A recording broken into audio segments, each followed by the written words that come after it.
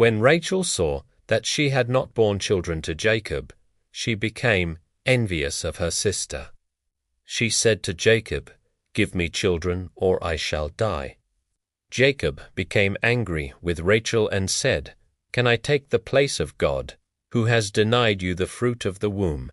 She replied, "Here is my maidservant Bilhah. Have intercourse with her, and let her give birth on my knees, so that I too may have children through her." So she gave him her maidservant Bilhah as wife, and Jacob had intercourse with her.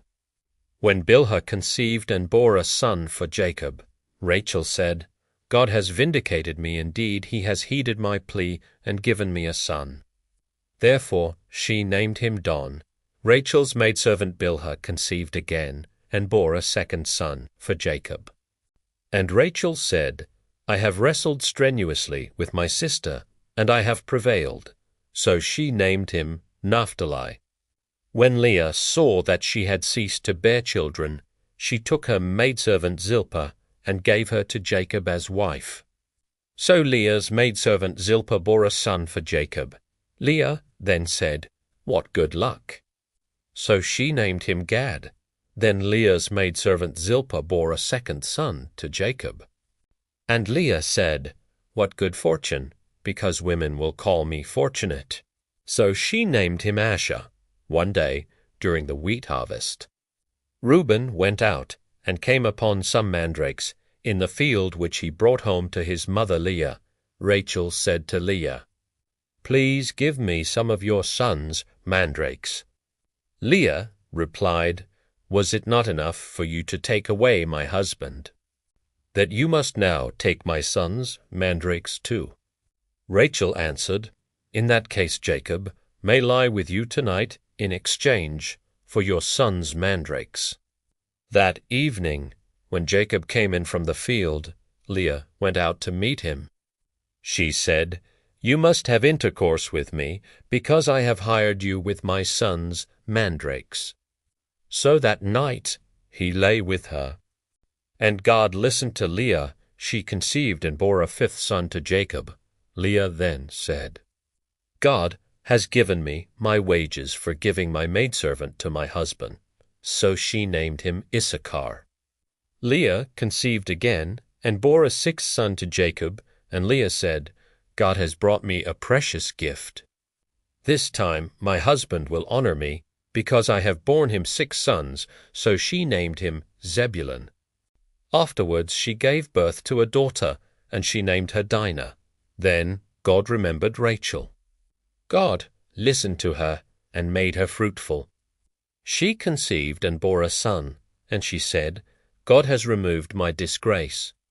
She named him Joseph, saying, "May the Lord add another son for me." After Rachel gave birth to Joseph, Jacob said to Laban, "Allow me to go to my own region and land. Give me my wives and my children, for whom I served you, and let me go, for you know the service that I rendered you." Laban answered him, "If you will please. I have learned through divination that the Lord has blessed me because of you." He continued, "State the wages I owe you, and I will pay them." Jacob replied, "You know what work I did for you, and how well your livestock fared under my care. The little you had before I came has grown into an abundance, since the Lord has blessed you in my company. Now, when can I do something for my own household as well?" Laban asked, "What should I give you?" Jacob answered, "You do not have to give me anything. If you do this thing for me, I will again pasture and tend your sheep. Let me go through your whole flock today, and remove from it every dark animal among the lambs, and every spotted or speckled one among the goats. These will be my wages.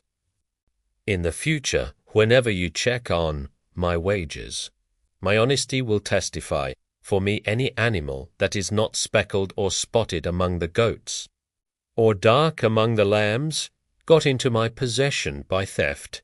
Laban said, "Very well. Let it be as you say.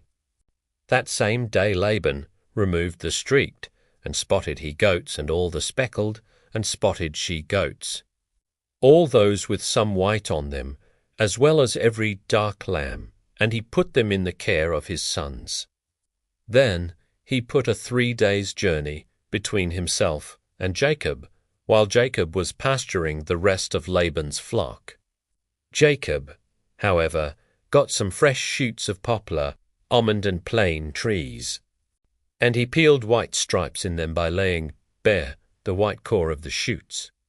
The shoots that he had peeled he then set upright in the watering troughs where the animals came to drink, so that they would be in front of them.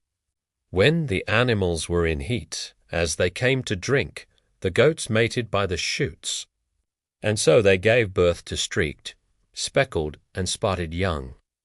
The sheep, on the other hand, Jacob kept apart, and he made these animals face the streaked or completely dark animals of Laban. Thus he produced flocks of his own, which he did not put with Laban's flock, whenever the hardier animals were in heat. Jacob would set the shoots in the troughs in full view of these animals, so that they mated by the shoots. But with the weaker animals he would not put the shoots there. So the feeble animals would go to Laban, but the hardy ones to Jacob. So the man grew exceedingly prosperous, and he owned large flocks, male and female servants, camels and donkeys,